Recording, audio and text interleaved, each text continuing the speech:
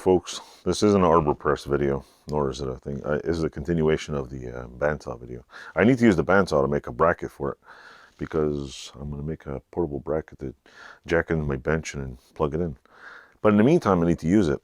So last time I had it jerry rigged onto here, I just put it on tie wrap. Well, it seems funny because this is almost hilarious, because this thing actually just kind of sits almost perfect there.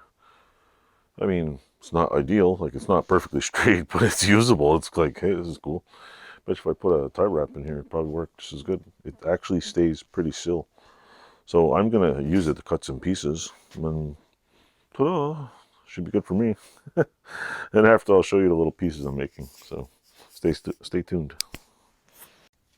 Hello, folks. Cutting a steel plate out for that bandsaw. Could you give me a jiggy thing? 3 inches. This might not be the most accurate way of doing it, but you know what? Who cares? Frick, it doesn't even look like it's straight. Oh my god, this is even straight. Yeah, it's straight. Frick. That's that.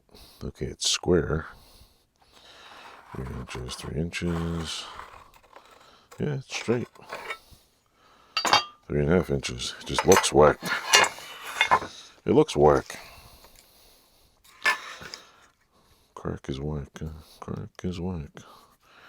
3.5 and 3.5. To think, when I was a kid, I had zero skills like this.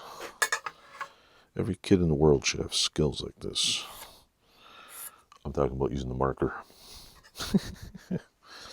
So anyway, I'm pretty sure this is square. Seems like it's trying to make sure the piece of metal is at least somewhat square. Yeah, I'm going to cut this out real quick and stay tuned.